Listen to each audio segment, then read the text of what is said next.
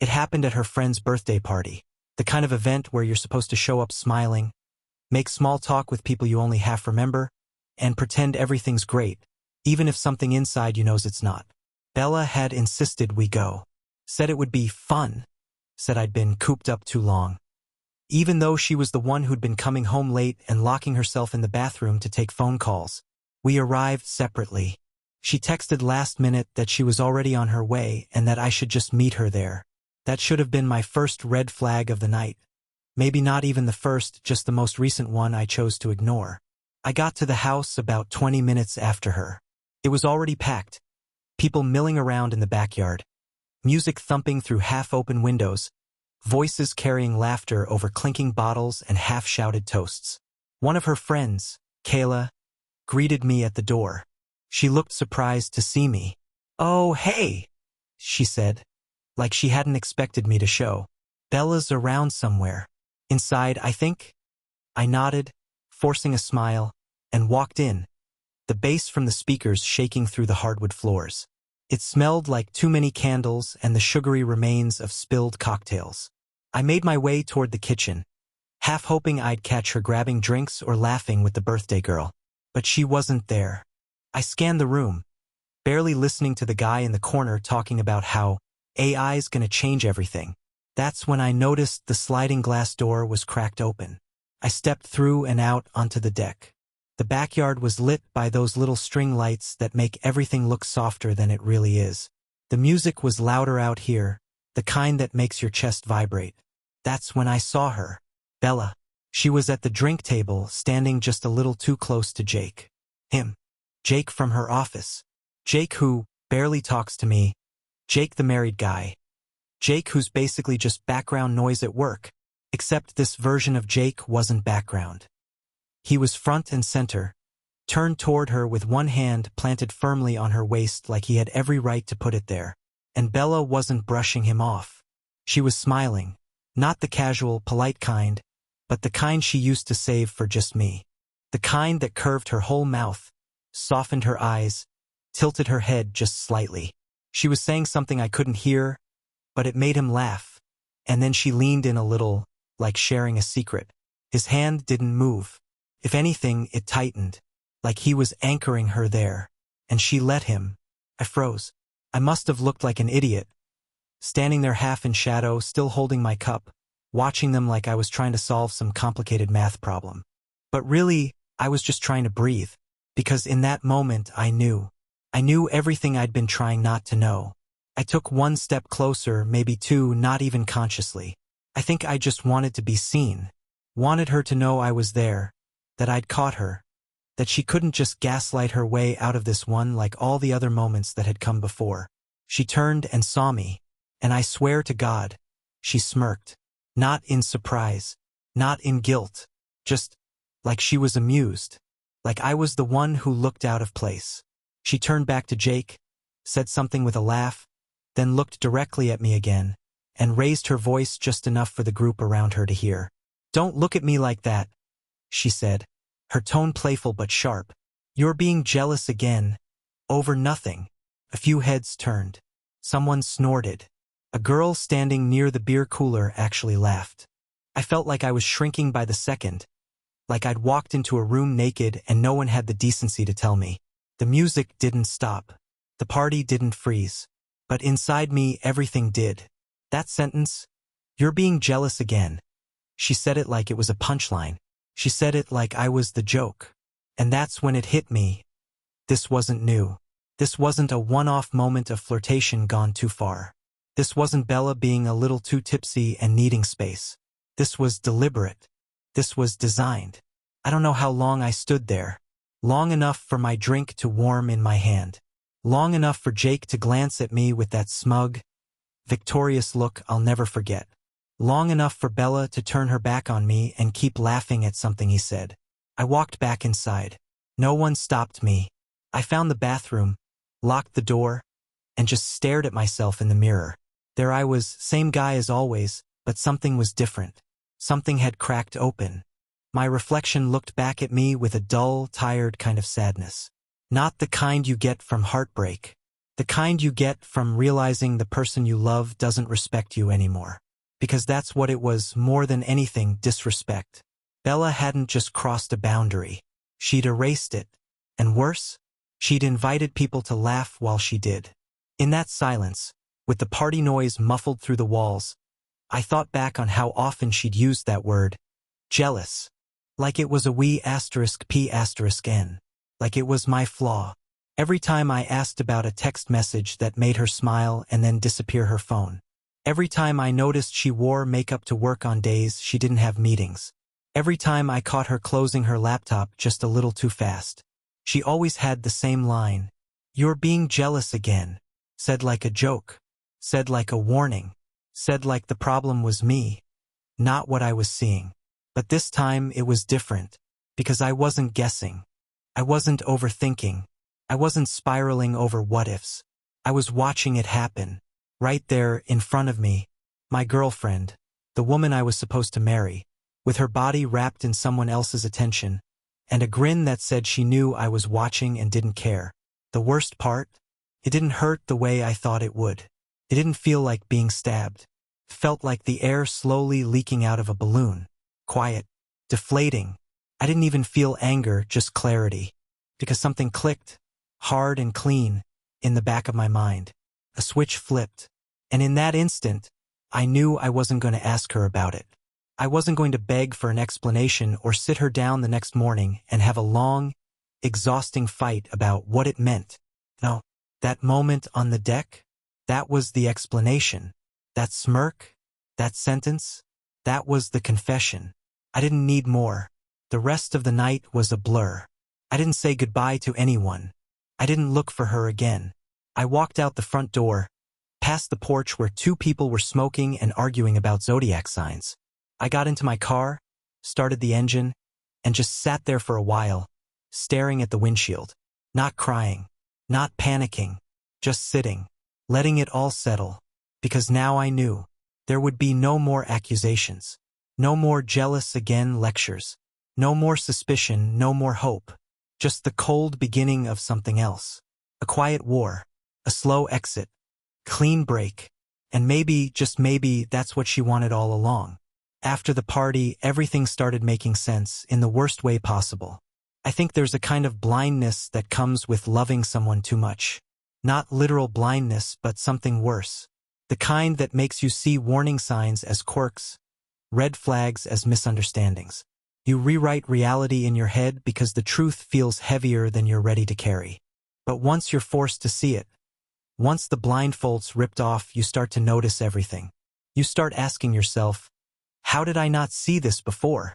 Looking back now, I can name every single moment that should have told me Bella was slipping away. Or maybe not slipping, maybe running. Maybe I just didn't want to admit it. Started small. They always say that, don't they? Little shifts. Little cracks in the routine. A few months before that night at the party, Bella changed her work schedule. She started saying she had late meetings, unexpected calls, last-minute deadlines. Agency life, she'd say with a laugh, tossing her bag on the kitchen counter like it was nothing. And I believed her. Because why wouldn't I? Except she stopped coming home in the clothes she left in. I'd notice barely at first. One day it was a different top.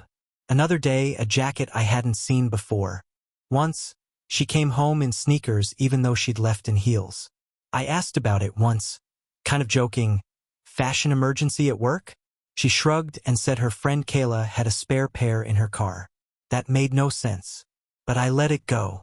Because in a healthy relationship, you don't interrogate the people you love. Right? Then came the passwords. We used to share everything, Netflix, calendar invites, even her food delivery account because she had more promo codes.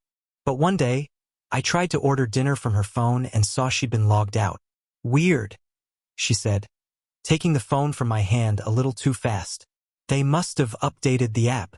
2 days later, our shared Spotify was logged out on my phone too. Then the Apple Calendar. Then the Wi-Fi password at her place was changed. Because of hackers, she said. Hackers. Sure. And still, I convinced myself I was overthinking. She was just being careful, I thought. She was stressed, busy, distracted. That's what I kept telling myself. That's what I wanted to believe. Because if I didn't believe it, I'd have to admit something was wrong. And if something was wrong, I'd have to confront her. And I wasn't ready for that. Not yet. Then there were the fights. Stupid ones out of nowhere. One week she was mad because I didn't text back fast enough. Another time, she accused me of monitoring her, just because I asked if she wanted to grab dinner. My favorite was when she flipped out over a joke I made about her taking forever to get ready. She called me controlling. That word hit hard. Controlling. I didn't even know how we got there. The thing is, those fights weren't about anything. They weren't about dishes or texts or sarcasm. They were about her trying to make me the villain. Because villains are easier to leave. It's funny, now that I think about it. Every argument ended the same way, with her storming out and staying at a friend's. Always the same few names. Kayla, Amber, once even her mom. She'd come back hours later, sometimes the next morning, hair slightly messy, makeup half washed off. She always looked tired, like she'd been up all night, and not in a comforting, girly sleepover kind of way. There was one morning I'll never forget. She came home around 7:30. I was getting ready for work, sitting on the edge of the bed, putting on my socks. She walked in like nothing was wrong, holding a to-go coffee and wearing a hoodie I didn't recognize. Her phone was in her hand, but she wasn't texting, just scrolling. I looked at her shoulder. There was a bruise, faint, maybe the size of a thumbprint. "Hey," I said, pointing to it gently. "What happened?" She glanced at it, then brushed it off like a fly. "Oh, cabinet door. I'm so clumsy when I'm half asleep." "A cabinet door." I nodded, and she kissed me on the cheek. "Don't be late today," she said, and I just sat there, letting it slide. That bruise stayed on my mind for days. Sometimes I'd catch her shifting her arm weirdly, like she was trying not to let her shirt tug against it. But I never brought it up again. I told myself I was being paranoid, that if I brought it up, I'd only make her angry, and I couldn't risk that. I was scared of her anger. That's another sign I missed. You shouldn't be scared to ask your partner questions. You shouldn't be scared of being right. But I was, because deep down I think I already knew. She used to be warm. I mean that literally, her hugs, her hands, her voice when she talked to me late at night. There was a warmth in her that made everything feel safe. But that warmth disappeared slowly, like a sunset you didn't realize you were watching until it's dark. She stopped holding my hand when we walked anywhere. Said it was too hot out. She stopped kissing me goodbye in the mornings. Said she didn't want to wake me. She stopped asking how my day was. One night I made dinner, her favorite, chicken and roasted sweet potatoes with that sauce she used to beg me to make. She walked in, took one look at the table and said, "I already ate." Just like that. No smile. No thank you. Just indifference. I stood there with 2 plates in my hand, feeling like an idiot. She sat on the couch and started scrolling Instagram. That was it. Ate alone. That became a habit. And then the worst part, the way she stopped looking at me. Not in the dramatic movie way where a character avoids your eyes and starts crying. No. Bella stopped noticing me. I'd walk into a room and she'd glance up like I was background noise. Like I was a roommate. Like I didn't matter anymore. And still, I stayed. Still, I made excuses. Because I loved her. Or maybe I loved the idea of her. The version of her from 2 years ago. The version I had in my head. The version that held my face in her hands and whispered, "You're my safe place." The version that used to write little notes on my lunch napkins, even though we were both adults. The version that danced in the kitchen while cooking pasta and pulled me in to kiss her, just because I held on to that girl, even while the real one was disappearing right in front of me. After the party, after I saw her with Jake, the fog lifted. All those little signs snapped together like puzzle pieces. Suddenly, every "I'm working late" became a lie. Every canceled plan, every new outfit she didn't want me to see, every random Uber ride that ended 5 blocks from where she claimed to be. All of it made sense. She hadn't been messy.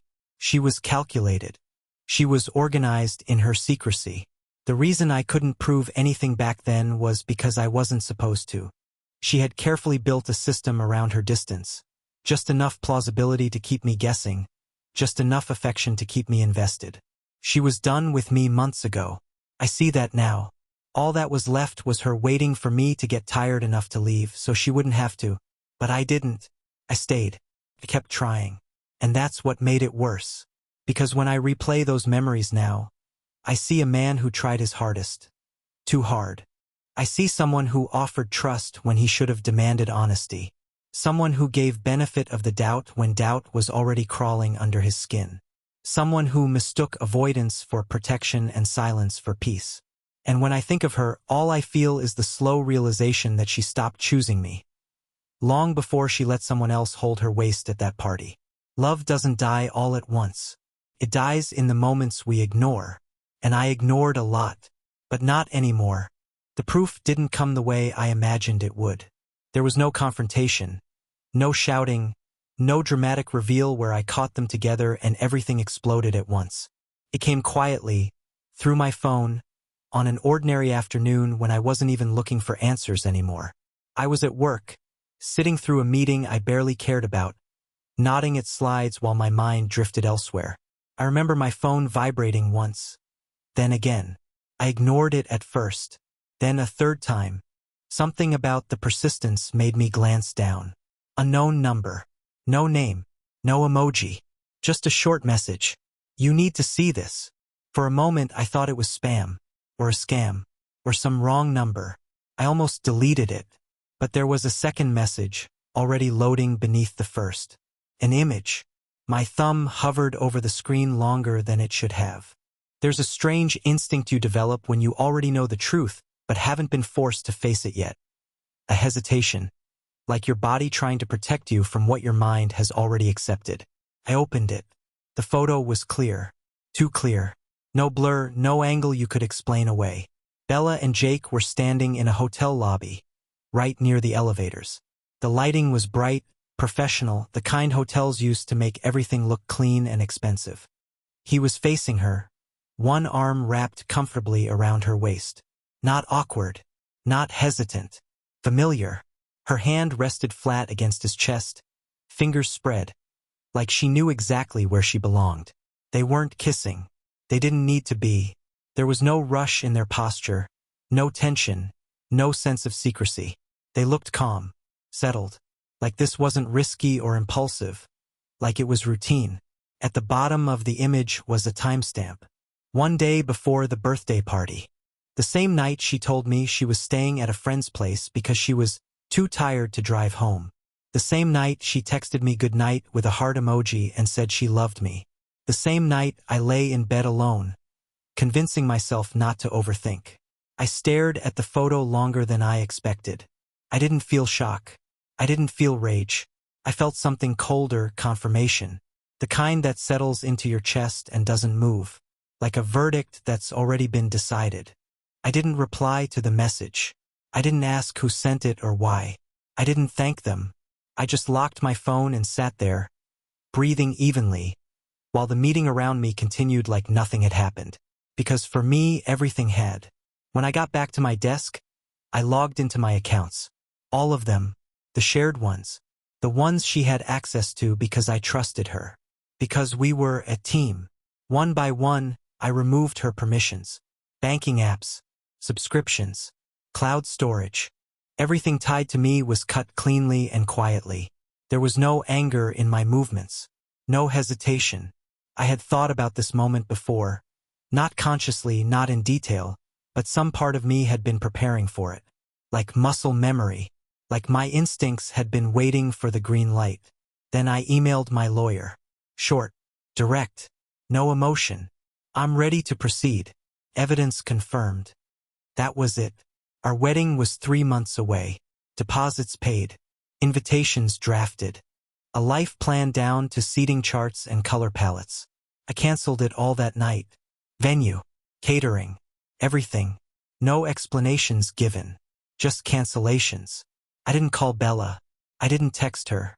I didn't block her either. I didn't need to. Silence was stronger than anything I could have said. When I got home later, the apartment felt different. Not empty, just neutral. Like it had already started forgetting her. I packed my things methodically. Clothes first. Documents. Personal items. I left behind everything that belonged to us. It didn't matter anymore. Before I left, I walked into the bedroom and opened the nightstand. The ring was still there, exactly where she'd left it. I picked it up, felt its weight for a moment, then slipped it into my pocket. Not with sadness, with closure. I left without a note. She didn't need one, because the truth had already been delivered. Not by me, but by her own choices. And once the proof existed, everything else became unnecessary. No explanations, no arguments, no last chances. Some people think endings have to be loud to be real. They don't. Sometimes the quiet ones are final. Bella didn't know anything was wrong the next morning. That part still baffles me. You'd think someone who had so carefully orchestrated an affair, who had maintained two separate lives with the precision of a stage actor, would have felt the change in air. But no. She went about her morning like nothing had shifted, like everything was still hers. I was already gone by the time she woke up. I had moved out quietly, not slamming doors, not leaving anything dramatic behind. No angry playlist playing from the speakers. No broken picture frames. Just absence. Clean, intentional absence. She texted me around 8:13 a.m. Hey, did you leave early? Thought you were off today. No emoji. No hearts. Not even a period. Just casual. Effortless. As if I was still hers. She still had no idea.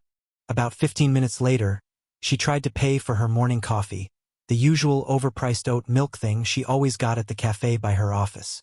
Her card declined. She tried again. Same result.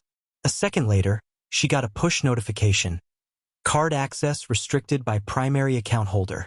That was when she probably tilted her head and frowned, confused but not concerned. I imagine her standing at the counter, brushing her hair behind her ear, flashing the barista that polite smile she used when things didn't go her way. She likely pulled out her phone, opened the banking app, and was met with a login screen. She probably tried the password twice, then remembered that she'd never updated it when I last changed it 2 weeks ago. She probably muttered something to herself, something light, still not panicking. Maybe she texted me. I don't know. I had already muted her number. After that, she opened the rideshare app, probably thinking she'd head home, shower, reset her day. She tapped the screen, selected her address, and waited. Then she got a prompt. Account reauthorization required. Please verify ownership. Except she couldn't, because it was under my name. She tried again. Denied. Again. Blocked. That was her second wave of confusion. The first was manageable. This one was different. This one was frustration. Embarrassment, maybe. The realization that something was off. Not with her, but with the system around her. Something she never thought would break.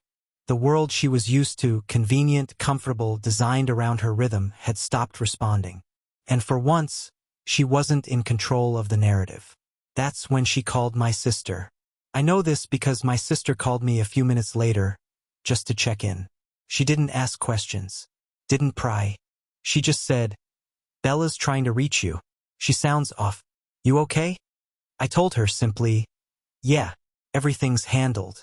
She understood. Said no more. I don't know who Bella called next. Probably Kayla. Maybe her mom. I imagine she spent the rest of that morning in a storm of logistical inconveniences. Blaming tech, blaming fraud alerts, anything but the obvious. It wasn't until the afternoon that she realized I was gone. She came home to silence. Not the kind we used to share in comfortable moments, the real kind. The kind that echoes off walls and gets under your skin. The first thing she probably noticed was the missing jacket from the entryway, mine. Then the toothbrush in the bathroom. Gone. The desk was clear. The shoes by the door. The chargers, the phone stand on my side of the bed. All gone. The ring wasn't in the nightstand anymore either. That one must have hit hard. I hadn't left a note. No voicemail. No breakup message. No dramatic goodbye. Just decisions. Executed quietly. With finality. She didn't deserve a front row seat to her own consequences. Her first call after that was probably to me. I didn't answer. She followed with a text. Then another. Then a wall of them, pouring in across the next few hours. From silence to static. Panic in the shape of lowercase letters and frantic punctuation. I didn't read them. I didn't have to. I knew what they said. Confusion first. Then concern. Then desperation. Then rage. That's the cycle, right? When someone loses control of the game, they thought they were winning. By the time she called my mom, which she had never done, not even for birthdays, I knew she was spiraling. My mom didn't answer either. None of us were going to hold her hand through this. That was the old version of life. That door had closed. By evening, she went online. And that's when things started slipping further from her grip. We used to share a joint account for our subscription services. When she tried to log into Netflix, she was kicked out. Same with the cloud account, the Amazon Prime, even the shared grocery app we used to argue over. Every click told her the same thing. Access removed. Permissions revoked. Account not found. She must have thought I was being petty. She probably told herself I was overreacting. That this was emotional. That I would calm down. But none of it was emotional. It was all strategic. Calculated. Clean. Silent. Because this wasn't a breakup. This was an audit. She called me again that night. I was sitting in a quiet Airbnb across the city. Nothing fancy. Just clean sheets, a lamp with warm light, and a desk I could sit at without memories flooding back. My phone buzzed. Her name lit up the screen. I let it ring. 3 calls in a row. No voicemail. Just silence followed by more silence. She didn't realize what was happening right away, because she never thought she could lose anything. She'd built her reality around invincibility. She believed in the power of distraction. That if she laughed enough, looked good enough, stayed just vague enough, no one would ever leave her. That I wouldn't. That I couldn't. But what she didn't understand was that I didn't leave because of the affair. I left because she underestimated me. She assumed I'd beg for clarity. She thought I'd spiral, send long texts asking what happened, demand to meet, ask how long it had been going on. She thought I'd sit in the wreckage and wait for her to explain it to me. On her terms. But I didn't. I watched the signs, connected the pieces, and when it all lined up, I acted. Quietly, thoroughly, without ceremony, without confrontation, without warning. She didn't see it coming. That was the point. The game only works if the opponent plays. But I'd already left the board. The strange part was how quiet it all was. There were no slammed doors, no raised voices, no messy arguments about how could you, or why didn't you tell me. Everything moved forward in silence. A slow, methodical unraveling of a life I had spent years building around her. And it wasn't an accident.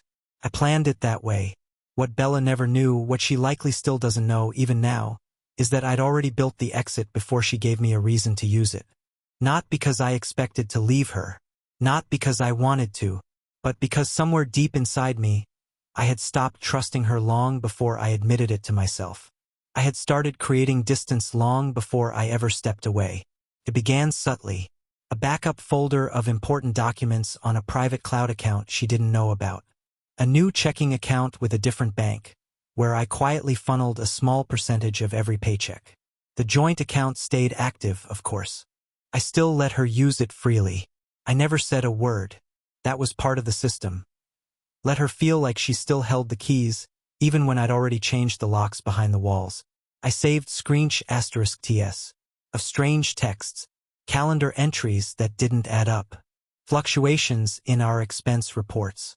A few times she'd claim she was out with coworkers, but the receipts would show places that didn't match the story. Nail salons on days she claimed she was slammed with deadlines. Charges for Ubers that stopped across town at 11:40 p.m. when she said she was already home in bed. It didn't make sense back then. But I saved it all anyway. Some nights, I'd sit alone in my car in the driveway, phone in hand, just documenting things. Notes, times, addresses, license plate numbers.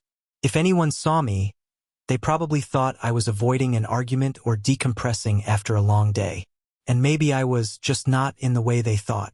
What they didn't see was that I was building a case. Quietly. For myself. One night, I even recorded a call. She was talking to someone in the kitchen on speaker, unaware I was in the hallway. She laughed in that voice I hadn't heard in a long time. The real one, not the tired, resentful one she gave me. I hit record as she mentioned a hotel by name. It's not far from the office, she said. It's low-key. He won't check. He won't check. That line stayed with me. I didn't say anything. Didn't confront her. I just saved the audio and uploaded it to the folder. Labeled. Time-stamped. Still, I hoped I'd never need it. Hope, it turns out, is a dangerous currency. You keep spending it even when you're broke. You throw it at people who stopped earning it. But somewhere in the back of my mind, a different part of me, the part that didn't care about sentiment, kept preparing for impact. That part saved me. The moment I received that anonymous photo, Bella and Jake in the hotel lobby, I opened the folder. Everything was already there. Cross-referenced. Compiled. Backed up. No scrambling. No second-guessing. Just confirmation. The wedding contract we'd signed? Reviewed.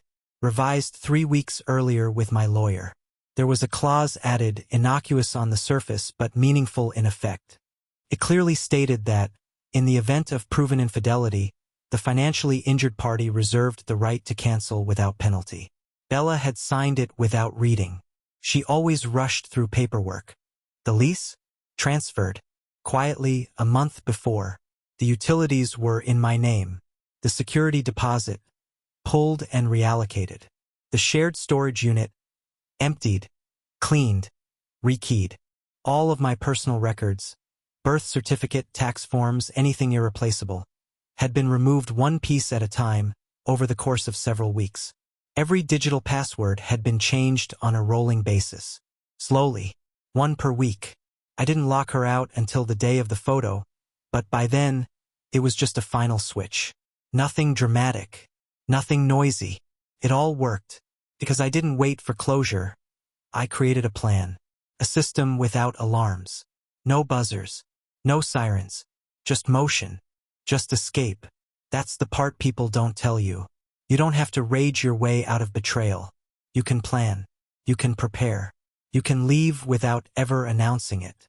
The last thing I did before walking out of the apartment was send one file to my attorney. Just one. The photo from the lobby, plus a short note. Please attach this to the cancellation filing. That was all. By the next morning, the file was processed. The engagement was dissolved legally, officially. The refund on the venue was already underway. No disputes. No calls. Just a quiet resignation email sent to her family and mine. Plans have changed. We appreciate your understanding. The responses came in slowly. Her cousin texted me, confused. Her aunt emailed asking if it was health-related. My answer was the same to everyone. Thank you for reaching out. I'm okay. I didn't give them the story. They didn't need it. Bella could write her own. I wasn't interested in revenge. That's what made the system work. Revenge is loud. Revenge tries to be seen. Revenge wants an audience. But strategy is silent. It doesn't chase an apology. It doesn't leave breadcrumbs. It just closes the door, locks it, and walks away. I heard later, through a friend of a friend, that Bella tried to make sense of it all. That she called it extreme, sudden, cold. She said I blew everything up without warning. That I walked away from something perfect over a misunderstanding. I didn't respond. Why would I? She thought silence meant weakness. She thought inaction meant confusion. She thought I'd come back once I cooled off. That I just needed time. What she never realized is that I was never reacting to her. I was executing. And every step I took had already been designed. People forget, power doesn't always look like what we expect. It's not in the shouting or the storming out or the slammed fists on the table. Sometimes power is knowing where the exits are. Sometimes it's having the paperwork ready. Sometimes it's simply not replying. It's telling yourself, I'm not waiting to be broken. I'm preparing to leave whole. That's what I did. And it worked. Without a sound. Bella used to post everything. Brunches, vacations, blurry selfies with my person, written in cursive captions. After I left, her feed dried up. No updates, no explanations, just old memories pretending to still be alive. Her friends tried to keep things going, vague posts, passive-aggressive quotes, filtered group sh*ts without me in them. But even they started pulling back. A few unfollowed me quietly, others didn't. Some even reached out. "I hope you're okay," they'd write. I never replied. I didn't need to. Silence was working better than any story ever could. Truth has gravity, eventually everything falls toward it. Even people who once stood on her side began to shift. Because when someone disappears without screaming, people start wondering why. On a Friday night, I sat alone at a cafe on the edge of town. No ring, no plans, no weight on my chest. Across from me sat Kim. We didn't talk about Bella. We didn't talk about endings. She just smiled, sipped her drink, and existed without asking for anything. And for once, that was enough. I remembered Bella once told me, "You act like you're always waiting for something to go wrong." I was, and that instinct, the one she mocked, was what saved me. Because now I wasn't waiting anymore. Not for an apology. Not for closure. Not for her. Peace doesn't arrive loudly. It doesn't crash in. It just shows up. Quiet, steady, patient. And when it comes, you finally understand. This is what freedom feels like.